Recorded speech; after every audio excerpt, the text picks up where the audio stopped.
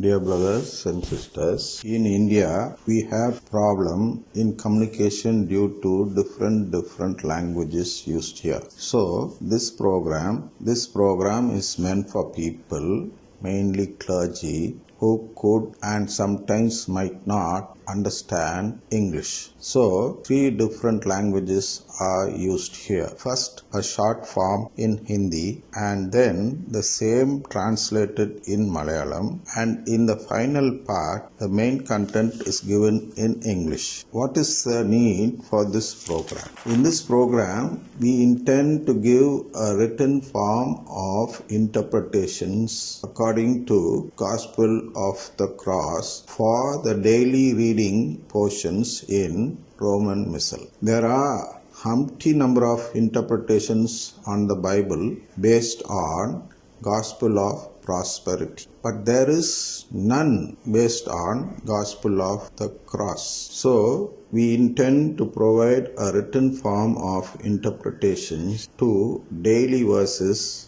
on the basis of Gospel of the Cross, so that homilies could take a transition phase where all homilies would one day be made on the basis of the Gospel of the Cross and not the Gospel of Prosperity, which is actually being practiced today in the RC Church, especially in India. So here I make a request to people of different languages as their mother tongue to choose the portion which they would like to hear or read and follow the Gospel of Cross instead of following the Gospel of Prosperity, and the written form of these 3 languages will be given in the description. You can go to the description, read it in your preferred language and give a homily or spread the good news according to this Thank you. Luke सुसमाचार अध्याय 5 और श्लोक 27 से 32। यीशु doctor की उपमा क्यों प्रयोग करते हैं? यदि इस सादृश्य का उपयोग किया जाता है तो इसका मतलब ये होगा कि धर्मी लोगों को छुटकारा नहीं मिलेगा। समृद्धि के सुसमाचार में कथन यह है कि जो लोग खुद को आध्यात्मिक रूप से धर्मी मानते हैं उन्हें एक उद्धारकर्ता की आवश्यकता का एहसास नहीं हो सकता है। लेकिन क्रूस का सुसमाचार क्या कहता है? क्रूस के सुसमाचार के अनुसार हमें यीशु की शिक्षाओं का पालन करने के लिए समर्पित जीवन जीने में आने वाली कठिनाइयों को स्वीकार करना चाहिए। तो ये समझना चाहिए कि कठिनाइयां केवल उन लोगों के लिए आएंगी जो यीशु की शिक्षाओं का पालन करने का प्रयास करेंगे। यीशु की यह शिक्षा पुत्रवत गोद लेने के अलावा और कुछ नहीं है। इसलिए कठिनाइयां और कला जहाज शनि द्वारा केवल उन लोगों को दिए जाएंगे जिन्होंने पुत्रवत गोद लेने के लिए कहा था। जो लोग इसका पालन नहीं करते उन्हें शैतान को कठिनाइयां देने की कोई आवश्यकता नहीं है, क्योंकि शनि वह है जो ईश्वर के उद्देश्य के विरुद्ध काम करने वाली एक शक्तिशाली शक्ति है। क्रूस के सुसमाचार के अनुसार इस ईश्वर का उद्देश्य अपने परिवार का निर्माण करना है।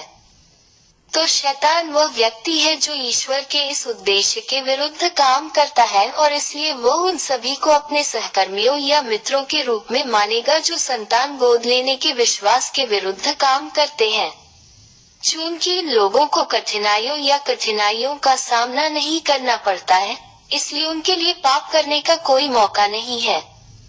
अतः जो लोग पाप नहीं करते वे उन लोगों की दृष्टि में धर्मी माने जाएंगे जो मरकुस 7 के अनुसार मानवीय उपदेशों को सिद्धांत के रूप में सिखाते हैं।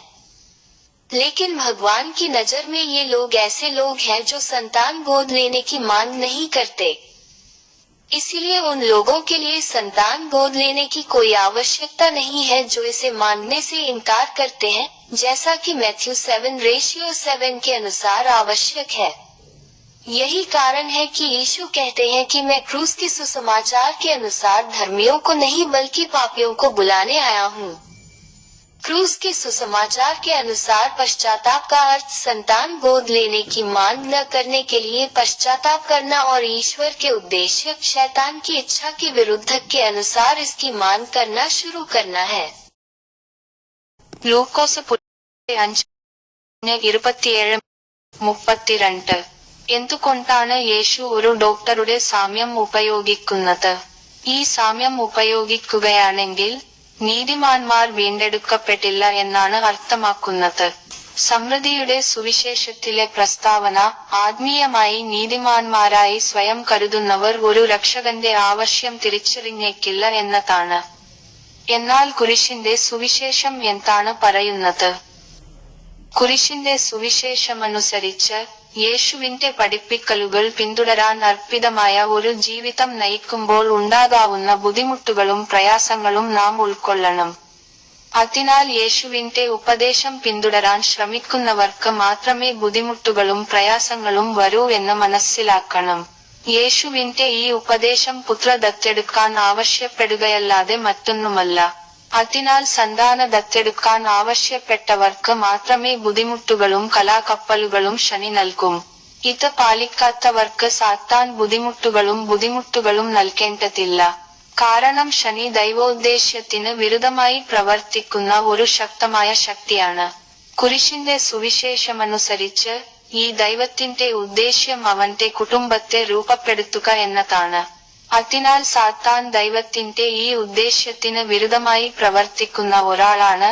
അതിനാൽ പുത്ര ദത്തെടുക്കൽ വിശ്വാസത്തിനെതിരെ പ്രവർത്തിക്കുന്ന എല്ലാവരെയും അവന്റെ സഹപ്രവർത്തകരോ സുഹൃത്തുക്കളോ ആയി കണക്കാക്കും. ഈ ആളുകൾക്ക് ബുദ്ധിമുട്ടുകളോ ഉണ്ടാകാത്തതിനാൽ അവർക്ക് പാപം ചെയ്യാൻ അവസരമില്ല. അതിനാൽ പാപം ചെയ്യാത്ത ആളുകൾ മർക്കോസ് അനുപാതം 7:7 അനുസരിച്ച് മനുഷ്യ പ്രമാണങ്ങളെ ഉപദേശങ്ങളായി പഠിപ്പിക്കുന്ന ആളുകളുടെ ദൃഷ്ടിയിൽ നീതിമാന്മാരായി കണക്കാക്കപ്പെടും.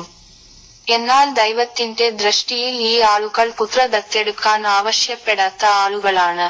അതുകൊണ്ടാണ് അത് ചോദിക്കാൻ വിസമ്മതിക്കുന്നവർക്ക് പുത്ര ദത്തെടുക്കലിന്റെ ആവശ്യമില്ല. മത്തായി അനുപാതം 7:7 അനുസരിച്ച്.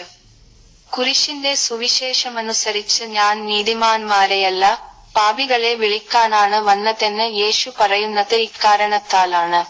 കുരിശിന്റെ സുവിശേഷമനുസരിച്ച് മാനസാന്തരം എന്നത് സന്താന ദത്തെടുക്കൽ ആവശ്യപ്പെടാത്തതിന് പശ്ചാത്തപിക്കുകയും ദൈവത്തിന്റെ ഉദ്ദേശ്യപ്രകാരം സാത്താന്റെ ഇഷ്ടത്തിന് വിരുദ്ധമായി അത് ആവശ്യപ്പെടാൻ തുടങ്ങുകയും ചെയ്യുന്നു.